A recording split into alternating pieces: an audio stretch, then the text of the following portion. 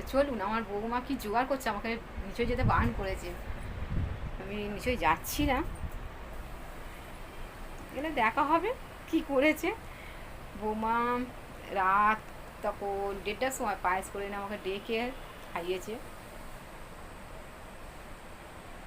খুশি হয়েছি, খুব দুঃখ ছিলাম, 12টা বাজে গেছে, কেউ আমাকে উইশ করেনি। চিন্তা করছিলাম যে বছরে কি সব আমাকে ভুলে গেছে, আমি আসছি কি নেই সবার মনে আছে, ভুলেই গেছে সবাই, এটাই ভেবেছিলাম। কাছের লোক তো মনে রেখেছে, আমার সঙ্গে যে থাকে আমার ছেলে, ছেলের বউ, এটাই যথেষ্ট। ভাই চলুন দেখা যাবে আমার বৌমা কি জোগাড় করেছে আমার জন্য। ছেলে বউ, ছেলে কেনাকাটা করে আনলো, বৌমা রান্না করেছে।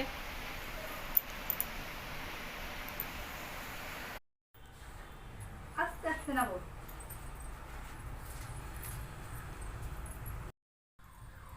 আস্তে আস্তে দেখে দেখে। চলো দেখো গাইস, আজকে মায়ের জন্মদিন। মা বসো। ও একদম বসে পড়বো? হ্যাঁ, মা কিন্তু জানে না আমরা মায়ের জন্য কি অ্যারেঞ্জমেন্ট করেছি, তো মাকে আমরা সারপ্রাইজ দিচ্ছি। মা চোখ খুলছি। শাড়িটা এ থেকে পড়েছে খাবারের থালায়, চোখটা খুলে দাও। মা শুভ হ্যাপি জন্মদিন। Birthday to you. Thank you. কেমন লাগলো বলো? খুব ভালো লেগেছে।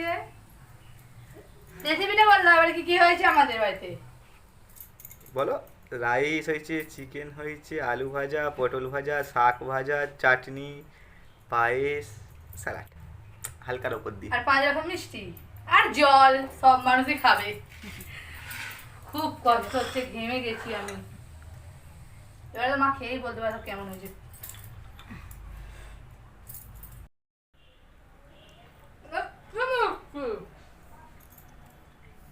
নাও মা, ভাত ভাঙো দেখি টুকটুক করে। কি করবো? ভাত রাইস। বাহ, মাংস তো সেটা খুব সুন্দর উঠেছে তো। পোল দিয়ে সুন্দর গন্ধ পাচ্ছি। পোল দিয়ে আমার রান্নার গন্ধ পাচ্ছ? ভালো।